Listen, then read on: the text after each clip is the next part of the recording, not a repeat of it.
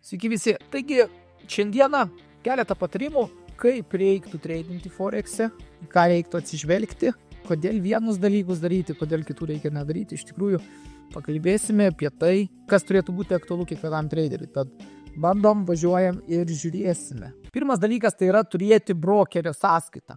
Kad ir tu treidini prop firmos, iš tikrųjų, ar tai bus funding traderiai, ar tai bus funding pipsai, pas mane šitos dvi pagrindinės kompanijos, jas galite rasti description'e arba mano vlog'e Juškefx, bet lygiai taip pat reikalingas geras brokeris. Apie brokerį aš esu kalbėjęs, brokerį reikia turėti. Ir ypatingai Capas man patinka, jisai turi daug pliusų, lygiai taip pat supportas, geri spreadai, geras executionas, bet nepaisant to, kas man labiausiai patinka, jog tu turėdamas USD sąskaitą, gali depozitus daryti ne tik bankų, tačiau ir kripto. Kas yra ypatingai aktualu tuo atveju, jeigu tu dirbi ir su prop firmomis, nes prop firmas tau išmoka pinigus su kripto. Arba Raizas, o iš Raizo tu vediesi arba į banką, arba į kripto. Ir protingiausias variantas yra vestis į kripto. Su kripto tu gali daryti depozitus į savo accountus. Lygiai tas pats yra ir su withdrawalais.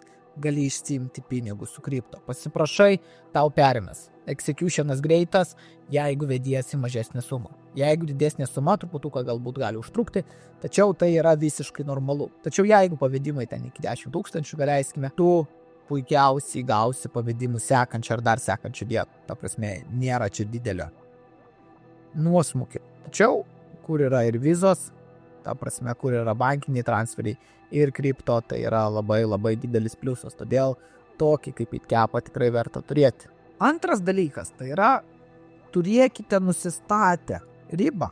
Daleiskime, čia pas jūs ta riba, čia turite, nežinau, 100 000 akauntą, ar tai bus brokeryje, ar tai bus pro firmoje. Kiekvieną dieną turėkite nusistatę ribas. Ką tai turiu omeny? Jeigu jūsų treidas nueis į minusą, daleiskime, čia turėsite minus 1%, kas jums duoda 99 000 balansą likusi.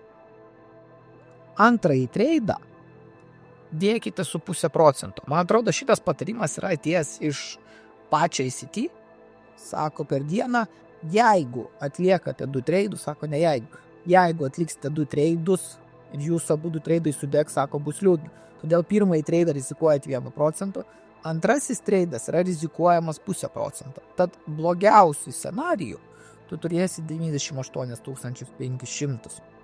Kas nėra blogai ir kas nėra nepataisoma, nes tu esi tik tai 1,5% minus. Jeigu ta tavo rizika su 0,5% pasiteisins, tu turėtum teoriškai grįžti 100 000 arba gal net truputuką aukščiau. Jau pliusas, bet atlikai 2 treidus, tu nebelysk rinką. Nes dabar žiūrėkit, geriausi pasaulio traderiai per mėnesį atlieka day traderiai, va čia šitą paimkime. Day traderiai atlieka nuo 3 iki kokių 10 treidų. Ir dabar tu atlikinėjai tiek treidų per vieną dieną. Pagauni, ką aš noriu pasakyti. Esmė tame yra valdyti riziką. Ir jeigu nepaėjo tavo 2 tradingo idėjos, tu net nebelįsk į kompiuterį. Viskas. Turėk tai kasdieną, kad atlieki tik tai 2 treidus ir tu pradėsi atsirinkinėti treidus, į kuriuos tikrai verta įeiti. Ir kur tu matai, kad tu tiesiog vabam važiuoji. Turėk tokius dalykus. Lygiai tas pats, jeigu ir pas tave treidai pradės kilti. Turėk maksimalų rezervą, ties kuria vieta tu nori sustoti. Tai yra, jeigu pasieksi, tarkim, 2% pliusą, tu daugiau tą dieną nebetreidini. Galima sukelt kartelę, tarkime, 3% pliusą pasieki, jau tu daugiau nebelįsk rink. Tu dabar uždirbai, tu sugebėjai uždirbti iš rinkos. Pergudrauti visus ekonomistus, stiprius bankus, kurie atlikinėja treidus. Tu uždirbai tą dieną, tau turi pilnai užtekti. Viskas, tu daugiau į rinką nebelįsk. Ar verta treidinti kasdieną? Mano atsakymas yra ne. Ypatingai, jeigu tu tos patirties daug neturi, jeigu tavo čia pirmi metai, sakykime, tau atrodys, jog galimybės įeiti į treidą yra ant kiekvieno kampo. Taip tikrai nėra.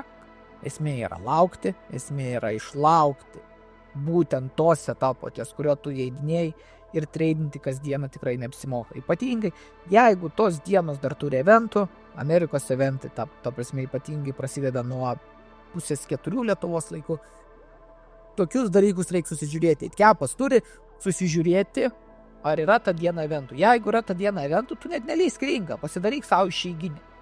Analizuokis backtesting, bet neleisk rinką. Kame esmė? Marketas laukia eventų. Bet kuriuo atveju, marketas laukia eventų ir tada po eventų kažkokį judesį duoda, bet ir tai tas atgrasis yra iš po eventų. Todėl geriausia per tas dienas, kada yra eventai, net nelysti rinką arba jau lysti su mažesnė rizika, tačiau vėlgi susidėliojat, pasižiūrit. Ir dabar daleiskime, per mėnesį laiko bus dienų, kai iš jų 10 bus eventai, ne? Turime 22 darbo dienas, 10 iš jų eventai, reiškia 10 dienų išbraukėme, ne? 12 dienų. Reiškia, jūs turit 12 dienų per mėnesį, kada galite pilnai treidinti, jeigu norite ten skalpint, ar atlikti savo day trade'us, ar tas pats swing tradinimas. Nu, su swing tradinimu truputuką kitaip. Bet 12 dienų turit, kada atlikti trade'us. Viskas. Jums per tas 12 dienų pilnai pakaks. Ir uždirbti balansą, ir jo netekti, ir vėl, sakykime, uždirbti ir praeiti phase 1. Per pirmą mėnesį tikrai tą galit padaryti, ypatingai jeigu turit gerą risk managementą ir jūsų tvarkingas risk rewardus.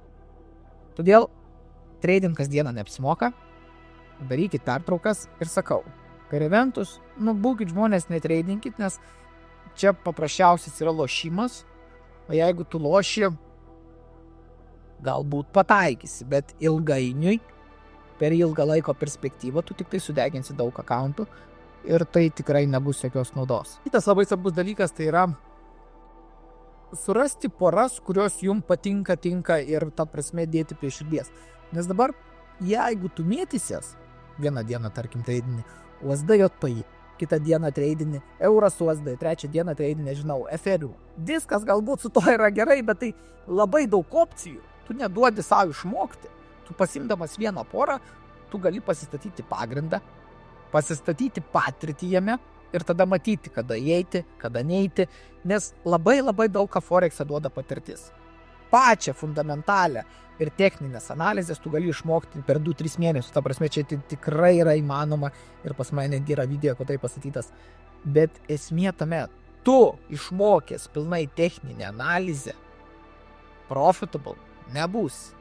Nes taip yra. Aukščiau mūsų dirba žmonės, kurie iš tikrųjų su patirtimi, kurie labai stipriai gali manipuliuoti marketu ir tu iš techninės pusės vien tik tai neuždirbsi, tau reikalinga patirtis, tau reikia matyti, kur galimos tos manipulacijos, kur yra vienokie trepai, kur yra kitokie trepai, kur tave gali išmaudyti. Todėl taip, susistatyti planą, pasidaryti, kada tu įeidinėjai, kada tu išeidinėjai, būtinai reikia.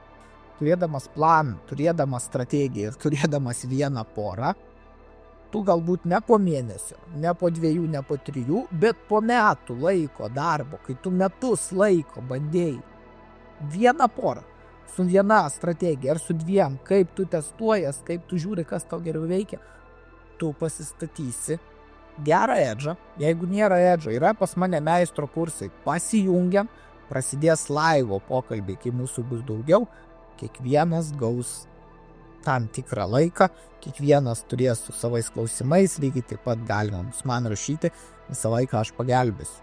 Aš pasistačiau, aš dalinuosi, jeigu yra noro, jungiamės. Jeigu nėra, bandot patys, sakau, tai užtruks laiko. Bet kuriuo atveju techninė analizė išmokti yra labai paprasta, jos nėra daug, išmoksi, padarysi, bet pasistatyti edžą, įgauti patirties, tam reikia laiko. Kai bus patirtis, tada tu ir uždirbsi. Bet sakau, likit prie vienos, maksimaliai prie 2 porų, tam, kad galėtumėte pilnai jas išanalizuoti. Šokinėsit nuo vienos prie kitos, nuo swing tradinimo į scalp tradinimą, nebus tokio progreso. Susistatysit galbūt po 5 metų, bet tai užtruks laiko. Šitą visą progresą reikia greitinti, kad kuo greičiau būtų galima uždirbti pinigus. Kitu atveju nebus tiek daug tos naudos. Tai va, chebryte, mano 3 pagrindiniai patarimai. Juos žiūrėkitės. Jeigu reikia dar kartą perklausykite video, iš tikrųjų sakau, yra labai daug teorijos sukelta būtent mano kanale, pasižiūrėkit, prasieikit, žiūrėkit, kur yra naujos teorijos, kur yra kažkas naujo pristatoma. Visą laiką yra skelta su pavyzdžiais, kur jūs galite pasižiūrėti, kas jums tinka, kas patinka. O su tuo statytis, bandyti, taipogi demo versiją, bandykit dirbti per demo versiją taip, kaip, tarkim, dirbtumėte prop firmos pagal taisyklės. Žiūrėkit, ar jums pavyksta uždirbti ant tos 8 ar 10%. Jeigu pavyksta, volia, galite jau iš challenge pradėti uždirbinėti pinigus. Bet tai yra sudėtinga ir aš sakau, iš tikrųjų tai labai užtruks laiko, daug laiko, tačiau viskas yra įmanoma, viskas yra pasiekiama. Man prireikia galbūt kiek daugiau, 4 gal metų, iki kol aš pasiekiu savo, bet aš pasiekiu ir man to pilnai užtenka. Todėl chebrytė mokomės, backtestinam, daromės analizės, žiūrim, kodėl taip nuėjo, ką galėjome pakeisti, kas mums trukdė, kas netrukdė ir judame link bendro tikslo. Uždirbti $. Bye bye.